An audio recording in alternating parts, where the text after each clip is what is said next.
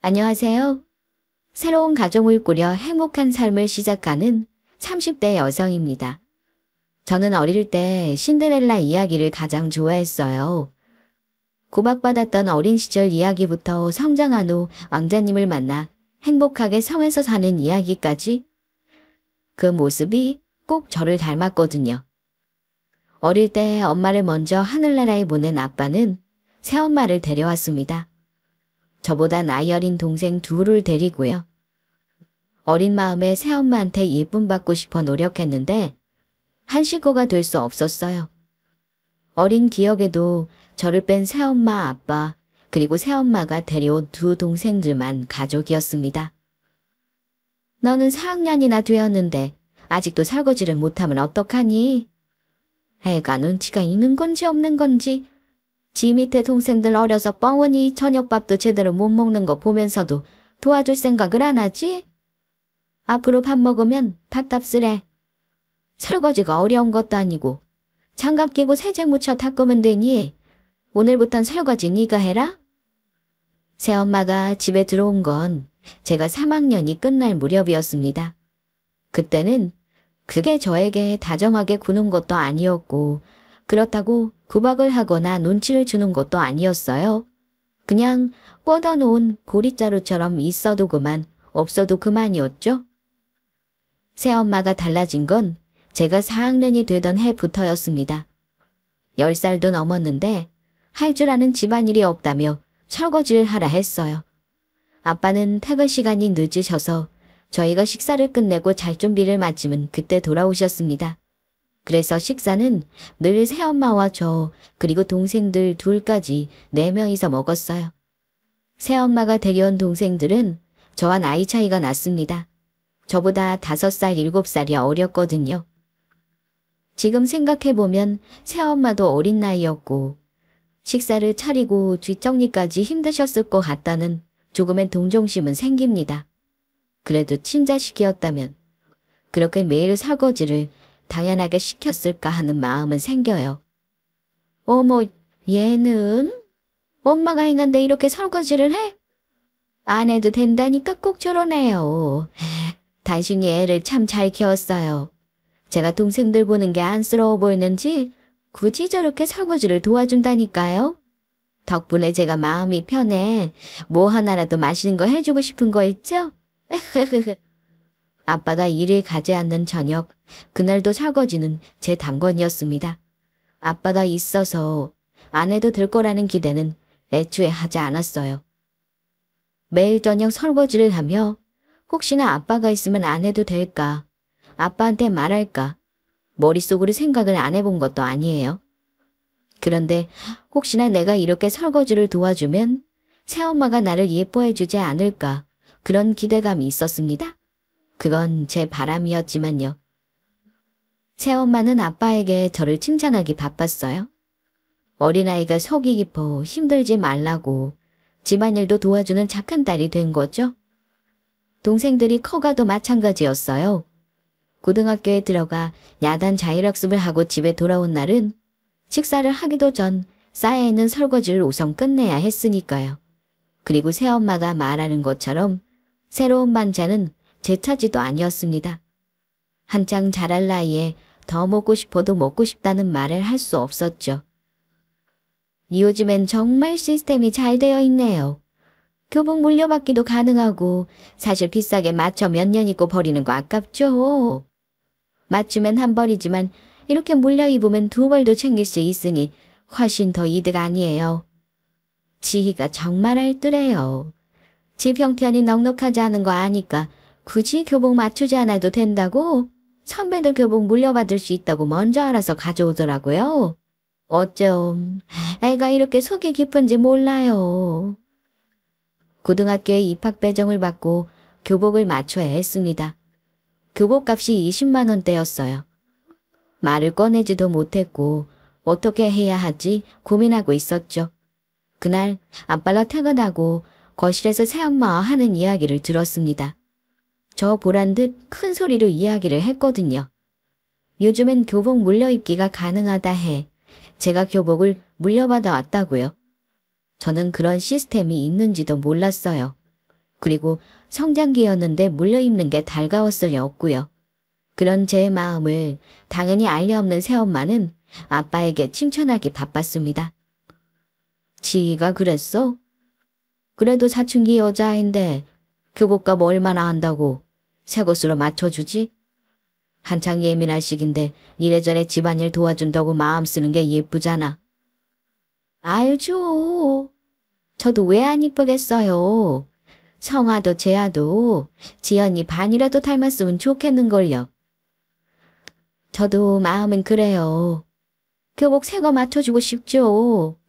그런데 당신 말대로 지 사춘기잖아요. 사춘기 한창 예민한 아이가 똑부러지게 자기가 생각해서 교복도 받아오고 그랬는데 그걸 무시하고 여기 교복 맞춰라 이러는 게 맞을까? 저는 더 조심스럽네요. 제 자식이라면 제 마음대로 하겠는데 한 치 건너 두 치라고 그 어린 게 안 해도 된다는 집안일을 도와주고 신경 쓰는 거 보면 내가 새엄마라 그러나 싶기도 하고 당신이 그렇게 말하니 저도 말은 꺼내볼게요. 그래도 지희가 아니라 말하면 저는 억지로 못해요. 그건 알죠? 제 방에서 새엄마와 아빠가 하는 말을 들으며 올라오는 울음을 삭혔습니다. 혹시라도 울음소리가 거실로 들린다면 아빠가 출근하고 새엄마한테 전 혼나거든요. 따뜻한 밥 먹여주고 재워주고 학교도 보내주는데 뭐가 불만이냐고요. 새엄마는 교묘하게 아빠에게 제 칭찬을 하며 저에게는 당연히 그렇게 해야 한다고 종용했습니다. 그리고 저에게 어떤 말을 하기 전 꼭 퇴근한 아빠에게 거실에서 큰 소리로 이야기하면 그 이야기는 고스란히 저에게 들려왔죠.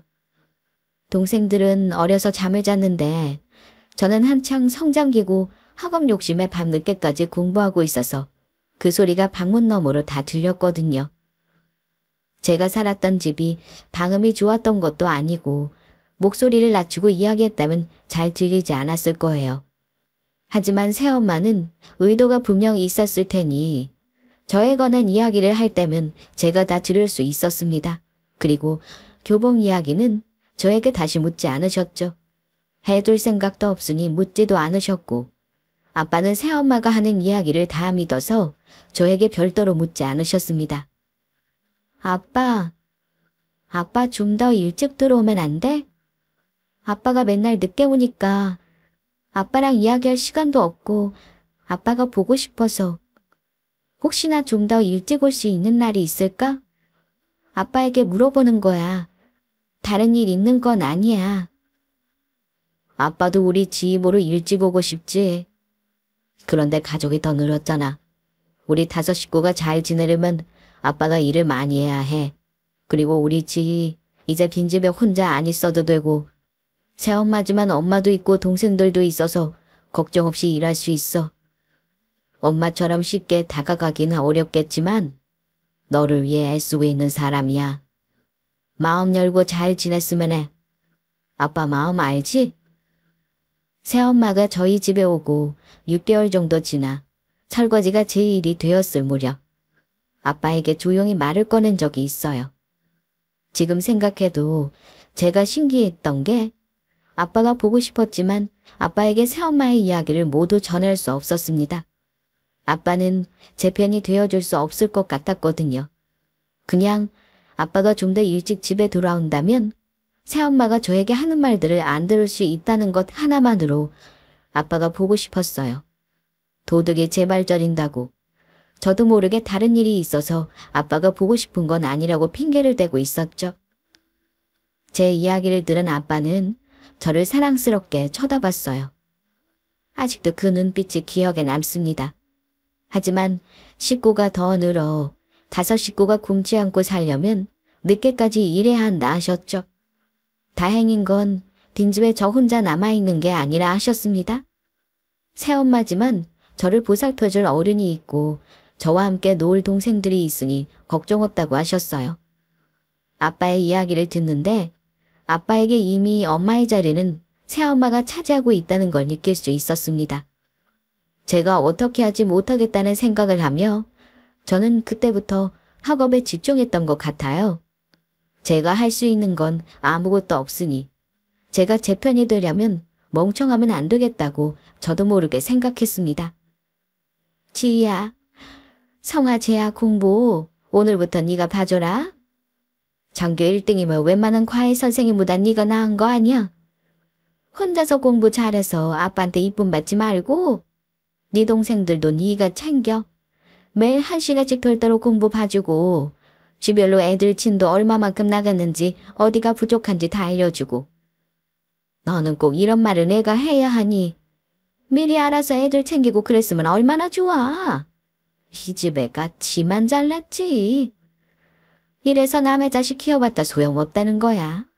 지금껏 밥 챙겨 먹이고 잘해준 거 하나 모르고 혼자 큰 줄 알지? 고등학교 2학년이 올라가고 첫 시험에서 드디어 전교 1등을 했습니다. 초등학교 고학년 때부터 학업에 집중했지만 사실 전교 5등 안에 들어가지 못했어요. 학원을 보내달라는 말을 해본 것은 아니었어요. 새엄마는 저에게 철없다고 공부 그거 해서 뭐 하냐며 학원 가면 한 달 식비에 반이 나가야 하는데 생각이 있는 거냐며 저를 타박하셨죠. 어느 정도 저희 새엄마 성향을 파악하셨다면 저에게 이런 말을 하며 아빠에게 어떤 말을 했을지 짐작하셨을 것 같습니다. 네, 맞아요. 예상하시는 대로 없는 형편에 지희가 공부를 잘해서 든든하다고 대견하고 자랑스럽다는 말을 서슴없이 하셨어요.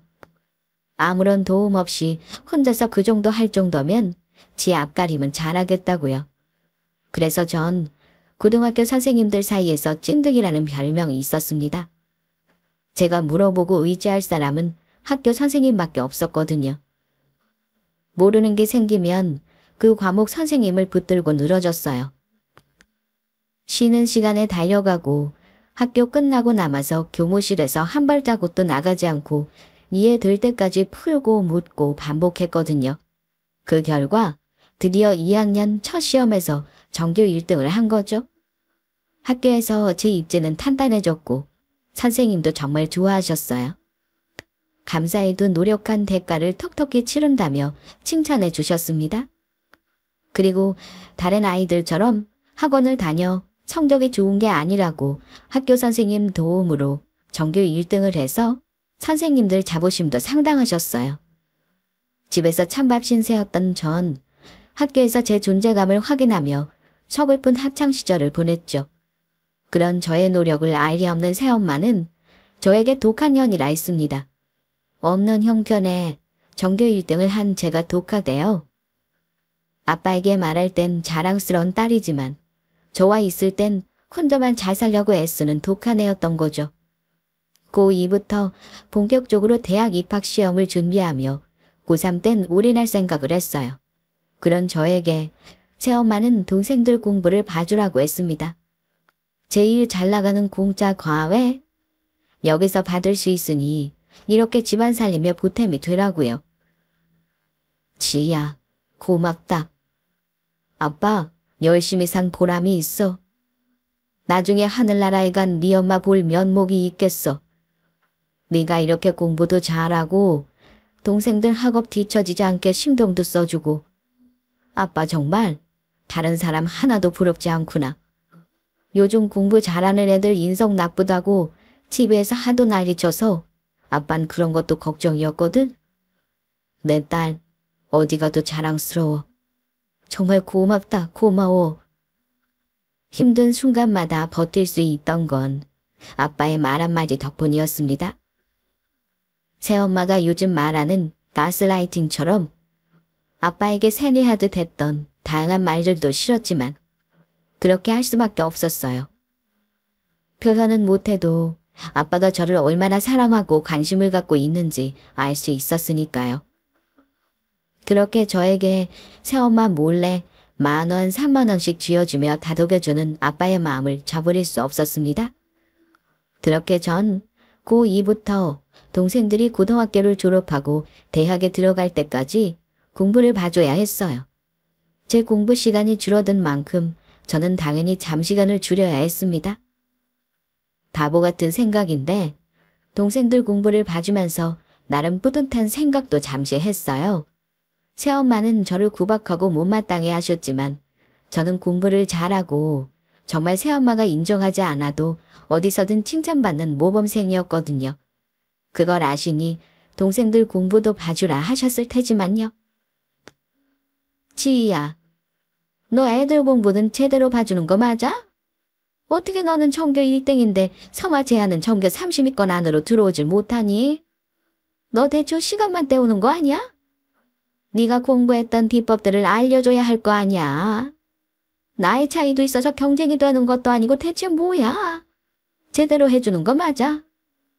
새엄마 성화에 동생들 공부를 봐주었지만 성화와 제한은 저만큼 성과가 나오지 못했습니다. 당연했겠죠. 학업에 대한 의지, 필요성, 절실함이 하나도 없었거든요. 하루 2~3시간 자며 공부했던 저와 다르게 동생인 성화와 제한은 하루 7시간 이상 꼬박 잤으니까요. 진도 나가는 거 따라오는 수준은 되었지만 그 이상의 학습은 하지 않았습니다. 새엄마는 그런 건 하나도 보이지 않고 가르치는 저의 능력을 의심하셨어요. 학습량을 많이 줘봤지만 그 이상은 할 생각이 없는 동생들에게 저처럼 혹독하게 밀어붙일 수도 없었습니다. 그렇게 저는 서울에서 소위 스카이라고 부르는 스카이 중 한 대학에 입학했어요. 그리고 동생들 중 한 명은 서울 4년제, 또 다른 한 명은 경기권 대학에 입학했습니다.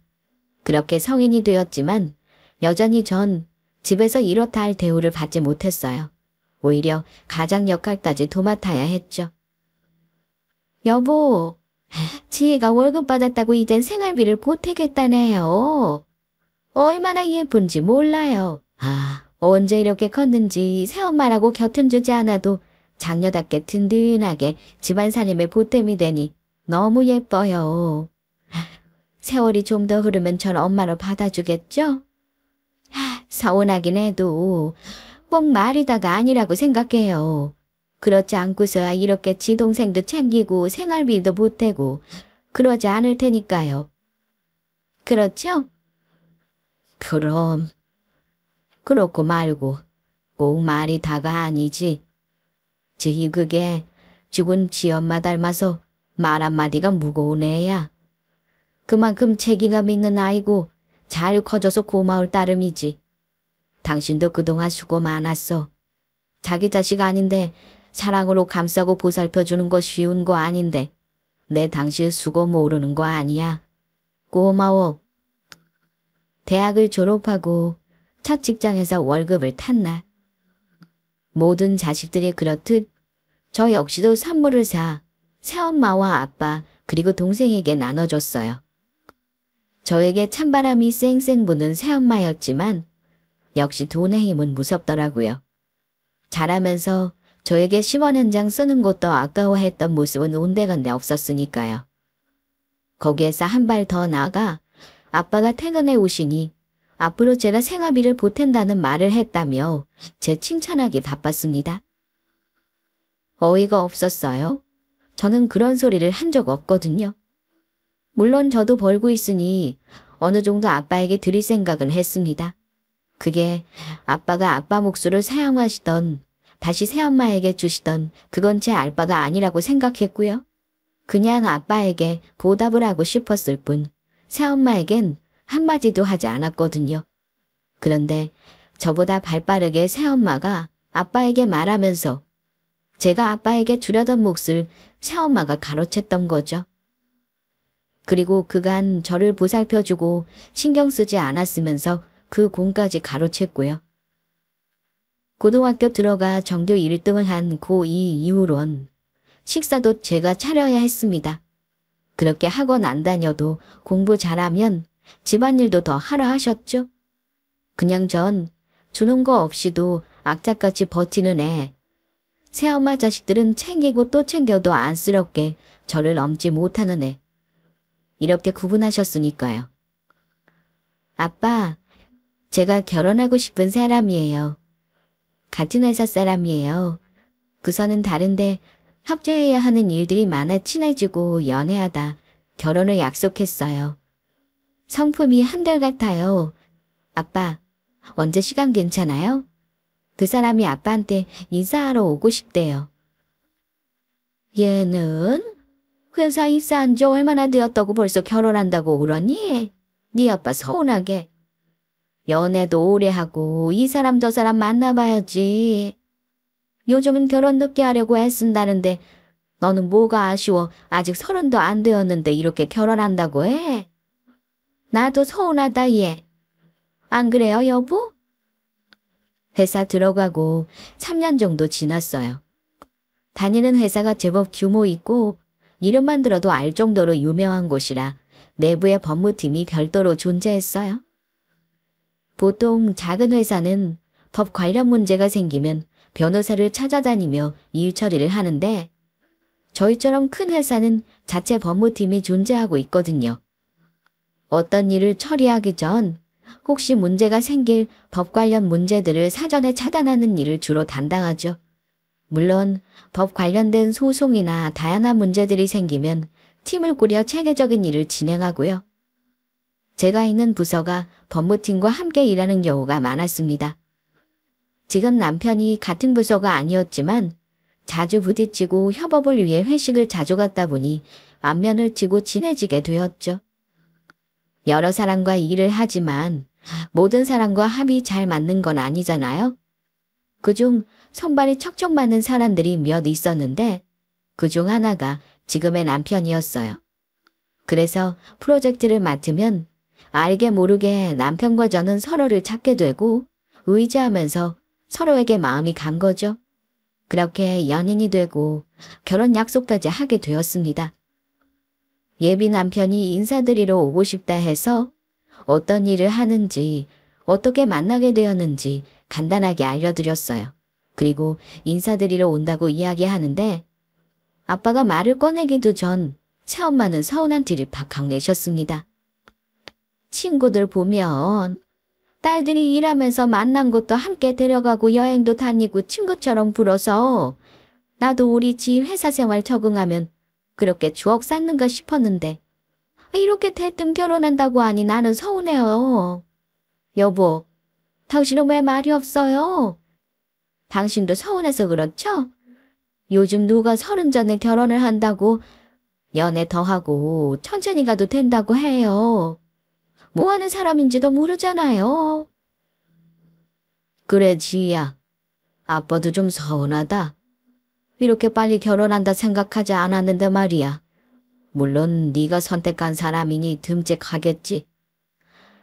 일단 보자. 보고 이야기하자.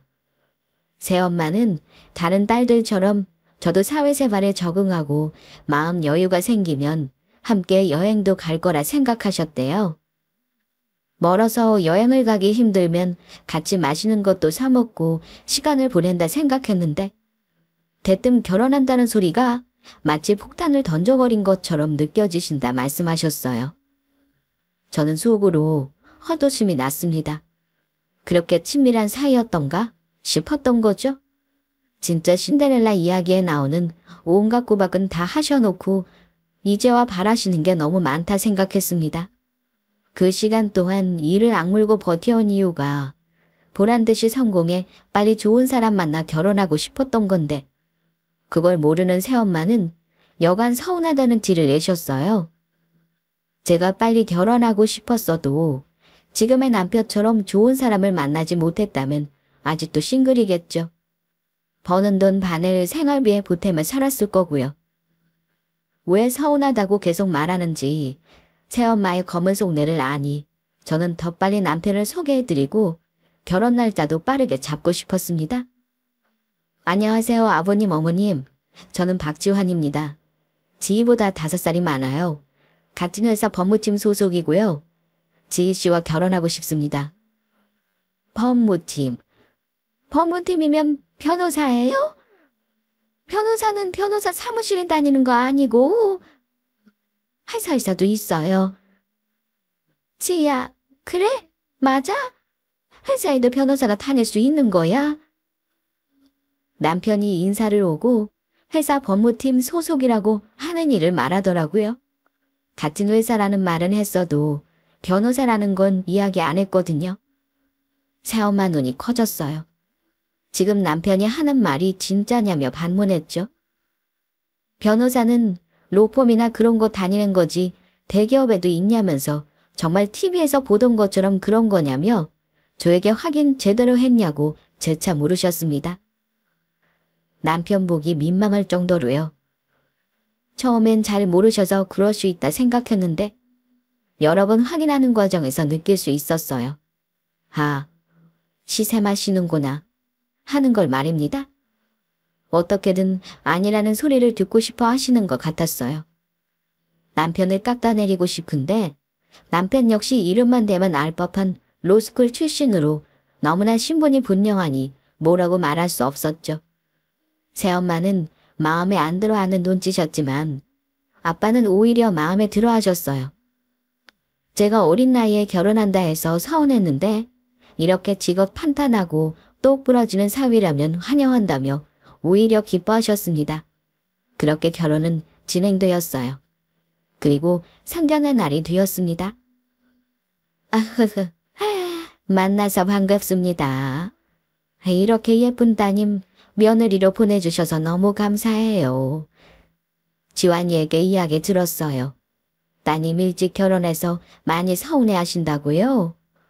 왜 안 그러시겠어요?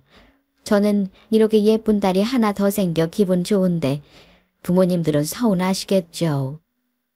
그래도 옛날처럼 자식 보내고 못 보는 세상 아니니 너무 서운해 마세요. 오히려 마음에 여유가 생기면 지희도 결혼 전보다 더 부모님께 잘할 거예요. 결혼해서 애도 낳아보고 가정 이끌어야 부모 마음 안다 하잖아요. 안 그래요, 사돈어른? 안녕하세요, 지희 엄마예요. 서운하죠. 첫 딸은 살림 미천이라는 말이 괜히 있겠어요? 지희가 그동안 크면서 저희 기둥 역할을 톡톡히 할 정도로 똑 부러지게 컸는데 이렇게 30도 안 돼 결혼한다고 하니 당연히 서운하죠. 학원비 안 들어도 전교 1등 할 정도로 치아까림 잘하고 국내 내노라는 대기업 들어가 생활비도 못하니 지 아빠 힘도 덜 들고 말이에요. 그런데 이렇게 결혼한다니 저는 사실 서운합니다. 사돈어른 오해 마세요. 사위가 마음에 안 드는 게 아니라 제가 제 딸 보내는 마음이 서운한 거니까요.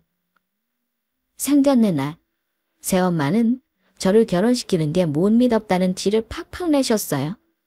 큰딸은 집안의 살림 미천이라는데 그 미천이 빠지는 느낌 서운하다 못해 허전하다고요? 그러면서 은근히 제가 생활에 보탬이 돼요. 아빠가 덜 힘들었는데 이제 결혼하면 그러지도 못하니 아빠가 다시 고생하게 생겼다며 죽는 소리를 해댔어요. 저는 얼굴이 빨개졌습니다. 부끄러웠거든요. 집안에서 저나 아빠에게 했던 말들이 당연히 다른 사람에게도 먹힐 거라 생각한 듯 했어요. 아빠는 알면서도 저를 맡겨야 했으니 속은셈 칠 수 있습니다. 저 역시 미성년자로 어렸고 아빠의 그런 마음을 모르는 거 아니니 참아야 했고요. 하지만 지금은 전혀 다른 상황인데 그런 걸 생각하지 않는 것 같았습니다. 당황하신 건 저희 아빠도 마찬가지셨어요. 조용히 새엄마 이름을 부르시며 집에 가서 이야기하자고 하셨거든요. 아빠는 큰 소리 나는 걸 별로 좋아하지 않으셨어요. 집에서도 대부분 새엄마가 하는 말을 듣고 따라주시는 편이셨으니까요. 그런데 이렇게 그만하라고 말내시는 건 분명 화가 난 상황이라는 것 저는 알 수 있었습니다. 하지만 새엄마는 알 리 없었죠. 아니, 하나는 아는 것 같았습니다.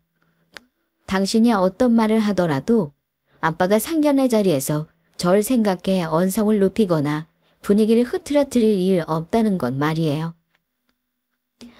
말이 나와서 하는 말인데 저희 형편이 썩 좋지 못해요.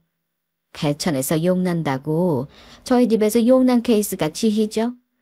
동생들도 지희만큼 공부를 잘하는 게 아니라 지금 다니는 대학 졸업한다 해도 지하가림 잘할지 모르겠네요. 지희는 정말 저희 집 기둥이에요. 지금도 생활비 월 200만 원씩 줘서 그거로 생활하고 있는데 이렇게 30도 안 돼 결혼한다고 나가버리면 저희 남은 가족들은 어떻게 하나요? 아직 어린 동생들도 결혼해야 하는데 저흰 결혼 빨리 시키고 싶은 생각 없어요. 요즘 20대 후반이 아니라 30대 중후반을 하지 않나요? 그럼 못해도 10년인데 10년이면 5억이에요, 5억. 지가 앞으로 저희 집에 생활비를 보태줄 돈이요. 솔직히 5억 미리 주시면 뭐 쌤쌤이라고 서운한 마음 들어도 보내줄 수 있지만 그게 아니라면 30도 안 되었는데 결혼시키고 싶지 않아요. 기혼값도 있고 삶이 그렇잖아요? 세상에 공짜는 없다는데 지인은 자식이자 든든한 기둥이라 쉽게 보내줄 수 없어요. 저희가 능력이 없어 자식에게 많이 의지했다는 거 인정합니다. 하지만 저희 마음 이해하시죠? 아빠는 옆에서 자꾸 헛기침을 하셨어요. 저는 이 사람 생각과 다르다는 말도 하셨죠. 하지만 새엄마는 완강했어요. 자기 말 들어서 나쁠 것 없다는 말로 고집을 피우셨거든요. 결국 제가 앞으로 10년간 결혼하지 않고 생활비로 보태줄 5억을 일시불로 내놓으라는 소리였습니다. 기혼값은 받지 않을 테니 이런 건 생각해 보셨냐고요. 저는 정말 창피했어요. 눈물이 뚝뚝 떨어질 정도였어요. 자라면서 제가 어떤 미치인지 충분히 안다 생각했어요. 그래서 제 노력이면 벗어날 수 있을 거라 생각해 열심히 살았고요. 하지만 아니었습니다. 물론 새엄마 말 한마디로 어떻게 변할 거라는 건 기대하지 않았어요. 아빠 생각도 아니라는 걸 아니까 제 결혼은 상관없이 진행되겠죠. 그런데 사람 마음이 참 그래요. 남편에게도 그리고 시어머님 되실 분에게도 이미 새엄마라는 이야기는 해둔 상태였거든요. 나 이렇게 구박받고 자랐어요 라는 말은 하지 않았어요. 결혼하면 과거가 되는데 굳이 알 필요 없다 느꼈죠. 그리고 새엄마는 당연히 사실이니까 그냥 알고 계셔야 할 것 같았어요. 물론 그 말을 하셨는데 저는 마치 죄를 지은 것처럼 부끄러웠죠. 그런 제 손을 꼭 잡으며 시어머님은 네 잘못 아니고 그런데도 이렇게 훌륭하게 컸으니 시어머님도 좋은 분일 것 같다며 잘 자라줘서 고맙다고 하셨습니다. 저는 당연히 아무런 대꾸도 못했고요. 그런데 그랬는데 이렇게 새엄마의 말 하나로 제가 그동안 어떤 대우를 받으며 살았는지 다 알아버리는 상황이 된 거죠. 쥐구멍이 있다면 정말 숨고 싶었습니다. 아무 말도 못하고 고개를 푹 숙이고 앉아있는데 저도 모르게 억울함이 복받쳐와 굵은 눈물이 뚝뚝 떨어졌어요. 그렇게 숨기고 싶었던 저의 민낯을 아빠도 있고 결혼할 사람과 시부모님까지 있는 오픈된 장소에서 모두 알게 되었으니까요. 하하하, 지환이가 제가 어떤 일을 한다는 걸 말 안 했나 봐요. 지희 어머님, 제 인사 다시 할게요. 여기 명함이에요. 저는 법무법인 해율 대표 김정란입니다. 판사로 오래 있다가 퇴직하면서 로펌을 차렸어요. 뭐 법적인 이야기는 워낙 지루하니까 쉽게 이야기할게요. 요즘 TV 보시죠? 박수홍 사건 하도 이슈라 모르지 않을 거라 생각해요. 가족끼리도 부당이득, 횡령 이런 거 문제시되는 거 아시죠? 박수홍 씨가 가족을 대상으로 지금 소송을 걸었어요. 평생을 함께 살아온 피가 섞인 가족이요. 그런데 지희에게 듣기로 새엄마라고 들었는데 아니신가요? 가족도 돈에 얽히면 법으로 문제가 되는데 남은 더 쉽겠죠? 고리타분하게 몇 조 몇 항이 악덮고 따지고 들지 않아도 될 것 같네요. 다행히 시온 예가 요즘 이슈로 방송에서 하도 나오니까요. 자리가 자리인 만큼 더 이상 말 안 해도 충분히 알아들으셨을 것 같아요. 그쵸? 시어머님이 조곤조곤 웃으며 새엄마에게 말했습니다. 박수홍 사건 아시지 않냐고요. TV에서 보도가 안 돼 이슈가 안 되었다면 모를까? 어린 시절부터 박송 씨가 어떤 대우를 받고 자랐는지, 어떻게 가족을 위해 했는지, 그리고 지금 무엇이 문제인지 다 아실 것 같은데 어떻게 그런 말씀을 상견례 자리에서 하냐고요. 그러면서 처음엔 저희 남편 보고 회사만 말하고 정확하게 소속 변호사라는 말은 안 했냐며 어이없어 하셨습니다. 그러곤 어른들끼리 이야기하시자고 아마 상견례 자리에서 이야기 꺼내신 것 같으니 어른으로서 답변 드리겠다고 말씀하셨고요. 누구나 알 법한 예다 TV에 나오고 있으니 자세한 법 조항은 이야기하지 않겠지만 원하신다면 지금이라도 될 수 있는 게 많다고 하셨습니다. 그리고 워낙 새엄마와 문제되는 일들은 어릴 때부터 시어머님의 아빠와 할아버지에게 익히 들어서 다양한 사례도 알고 있다고요. 그러면서 우회적으로 집안 대대로 법조인이라는 말씀을 하셨습니다. 지희가 새엄마라고 상견례 전 알려줘서 남의 자식이지만 걷어서 키우는 거 쉽지 않은 거 알고 있으니 새엄마가 대단한 분이라 생각했대요. 워낙 싹싹하고 일도 똑부러지게 잘하는 제가 며느리가 되는 게 마음에 들어서 새엄마지만 구김없이 키워 감사하다는 말을 전하고 싶었다 하셨습니다. 하지만 그럴 필요가 없겠다며 씁쓸하게 웃으셨죠. 아니, 사돈 어른은 제가 뭘 어쨌다고 그러세요. 그렇다는 이야기지. 제가 어떻게 하겠다는 건 아니지 않잖아요.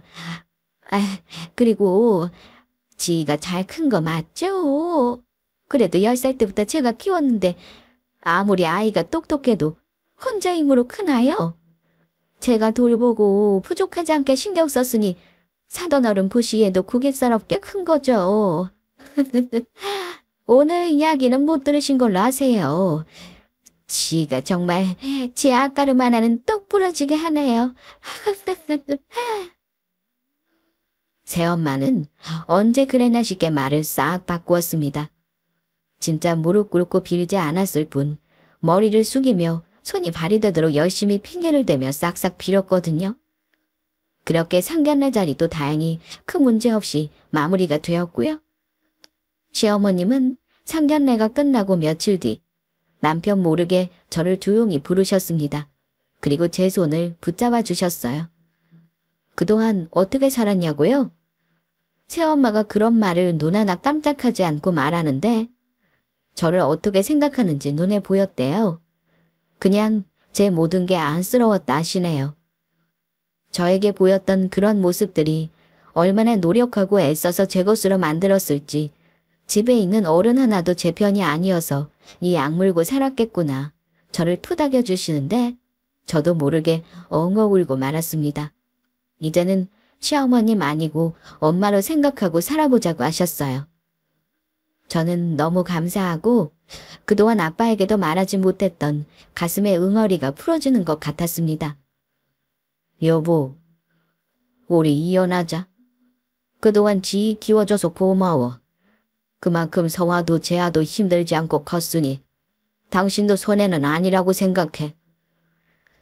여기 합의 이혼 서류. 사돈 어른과 상의 끝에 나도 어렵게 내린 결론이야. 제 결혼으로 한몫 톡톡히 챙기려던 새엄마는 결국 아빠한테 이혼당하셨습니다. 시어머님이 조용히 저를 만나자고 한 날 사돈 어른인 저희 아빠에게 이혼하라고 말씀드리고 싶은데 괜찮겠냐고 제 의사를 물으셨거든요. 상견례 자리에서 상황을 보니 그동안 경험상 제 아빠도 새엄마를 사랑해서 함께한다는 것보다 정말 순순히 저를 위한 게 먼저였고 그 다음이 아빠 자식은 아니어도 동생들 때문인 것 같다고 덧붙이셨어요. 새엄마랑 사시는 한 제가 드리는 용돈도 온전히 누리지 못하실 테니 이혼하고 제 신혼집 옆으로 이사 오셔서 자식도 살갑게 만나고 이제는 편히 사셔도 될 것 같았고요. 그런 말을 하고 싶으시다며 조용히 제 의사를 물으셨어요. 저도 원하는 바인데 아빠에게 차마 하지 못했던 말이었죠. 시어머님은 아빠를 몇 번 만나시면서 깊은 이야기를 주고받으신 것 같았습니다. 그 결과 새엄마는 생각지도 못한 아빠에게 합의 이혼 서류를 받으셨죠. 물론 그 과정에 수월했던 건 아니에요. 고래고래 소리를 지르고 억울하다고 울기도 하셨거든요. 이렇게 한다고 내 마음은 달라지지 않아? 지 어린 거 빈집에 혼자 있게 할 수 없어 내가 선택한 일이었어. 당신이 나에게 한 말과 다르게 지에게 살고 온 엄마가 아니었다는 것도 중간에 알았지만 어쩔 수 없었어. 혼자보다 보호자가 있다면 더 나을 거라 생각했으니까. 그런데 상견례 자리에서 당신이 하는 말을 들으니 그건 나의 착각이라는 걸 알았어. 그래도 내 선택이었고 지희도 잘 컸으니 지난 일 잘잘못을 따지는 건 의미 없다 생각해. 다만 앞으로 함께할 이유가 없어진 거지. 당신이 욕심을 버렸다면 난 아마 당신 옆에 남았을 거야. 이제 지희도 결혼하고 내가 내 자식도 아닌데 뒷바라지하며 따뜻하게 대할 다시는 없어. 나는 할 만큼 했다고 생각해. 사돈어른 나서서 법정 싸움까지 하고 싶지 않아. 여기서 끝내자. 아빠는 모를 거라 생각했는데 알고 계셨더라고요. 거실에서 새엄마가 이야기하면 제가 다 듣는다는 건 말이에요. 새엄마가 지난 세월 했던 그 방법 그대로 새엄마에게 말하는 것처럼 저에게 말하셨습니다. 저는 제 방에서 결혼 준비를 위해 짐을 정리하다 아빠가 새엄마에게 하는 이야기를 듣고 아빠 사랑을 뒤늦게 알 수 있었죠. 한편으론 혹시라도 내가 싫다고 울며 매달렸다면 달라졌을까 하는 생각이 들기도 했어요. 하지만 아빠 말대로 지난 일 잘잘못을 따지지는 않으려고요. 선택한 방법이 최선은 아니었지만 차선은 될 수 있게 저도 아빠도 각자 자리에서 묵묵히 자기 자리를 지켰다고 생각했습니다. 새엄마는 그렇게 더 이상 대꾸도 하지 못한 채 이혼을 받아들이셨어요. 그리고 저는 결혼식이 진행되었습니다. 새엄마는 제 결혼식장에 당연히 초대도 받지 못했죠. 어때요? 정말 제가 어린 시절 좋아하는 신데렐라 이야기랑 똑같죠?